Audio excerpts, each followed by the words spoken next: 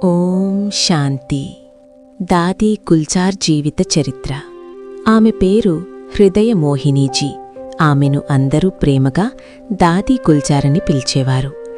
ఆమె ఏప్రిల్ 2020 నుండి 10 మార్చ్ 2021 వరకు ప్రజాపిత బ్రహ్మకుమారీస్ వరల్డ్ స్పిరిచువల్ యూనివర్సిటీకి ప్రధాన పరిపాలనా అధిపతిగా సేవలందించారు.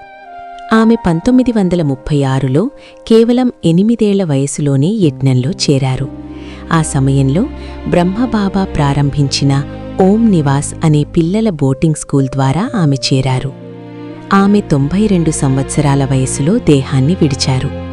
దాదీ గుల్జార్ గారు 11 మార్చ్ 2021 ఉదయం 8:40 గంటలకు ముంబైలోని సైఫీ హాస్పిటల్లో చికిత్స పొందుతూ శరీరాన్ని త్యజించారు. బాల్య జీవితం. దాదీ గుల్జార్ 1929లో సింధ్లోని హైదరాబాద్లో, ప్రస్తుతం పాకిస్తాన్లో ఉంది, జన్మించారు. ఆమె చిన్నప్పుడు పేరు శోభ. ఆమె తల్లికి మొత్తం 8 మంది పిల్లలు. వారిలో ఒకరిని ఆధ్యాత్మిక జీవితానికి అంకితం చేయాలనే కోరికతో శోభాను బాబా యజ్ఞానికి సమర్పించారు. చిన్న వయసులోనే ఆమెకు భగవంతుని బిడ్డగా ఉండే ఆనందం ఎక్కువగా ఉండేది. ఆ రోజుల్లో మురళి ప్రధానంగా సత్యయుగం గురించి చెప్పబడేది. వేదాలు చదవని చిన్నపిల్ల అయినప్పటికీ బాబా మురళి విన్నప్పుడు ఆమెకు లోతైన ప్రేమ, ఆధ్యాత్మిక ఆనందం అనుభవమయ్యేది. 1940లలో ధ్యానం సమయంలో ఆమెకు సత్యయుగ దృశ్యాలు కనిపించేవి. బ్రహ్మబాబాగాని మమ్మాగాని దృశ్యాలు చూడలేదు. కాని శోభాలాంటి కొంతమంది చిన్నపిల్లలకు కొత్త యుగం దృశ్యాలు కనిపించేవి. ఆమె చూసిన వాటిని అందరికీ చెప్పేది. మౌంట్ అబూకు మార్పు. మే 1950లో బాబా ఆదేశంతో అందరూ మౌంట్ అబూకు వెళ్లారు. దాదీ గుల్జార్ శారీరకంగా, ఆధ్యాత్మికంగా ఎదిగిన తర్వాత బాబా ఆమెను భారతదేశమంతటా సేవలకు పంపించారు. ముఖ్యంగా ఢిల్లీ ప్రాంతంలో అనేక కేంద్రాలు ప్రారంభమయ్యాయి. 1950లలో సేవలు వేగంగా పెరిగాయి. మమ్మ సేవలను నిర్వహించేవారు.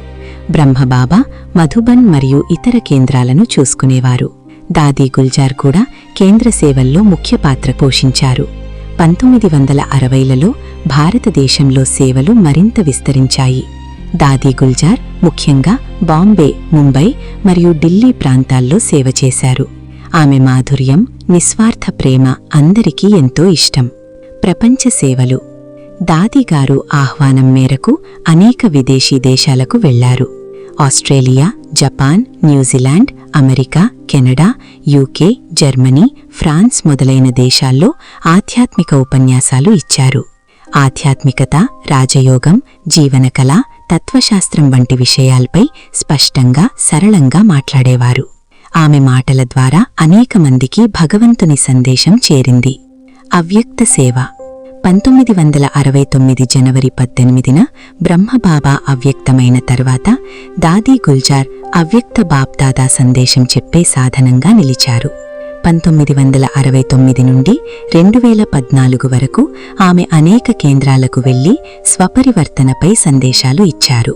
2007 తర్వాత ఆమె ప్రధానంగా మధుబన్ లేదా ఢిల్లీ కేంద్రంలోనే ఉండి సేవలు చేశారు. బాప్దాదా ఆమెను చాలా సంవత్సరాలు సాధనంగా ఉపయోగించారు. అవ్యక్త బాప్దాదా ఇలా అన్నారు: గుల్జార్ ప్రత్యేకత అమాయకత్వం మరియు స్పష్టమైన బుద్ధి. ఆమె ఎల్లప్పుడూ బాప్దాదాను హృదయంలో ఉంచుకుని ఎక్కడికైనా ఆధ్యాత్మిక సుగంధం వ్యాప్తి చేసింది. ఓం శాంతి.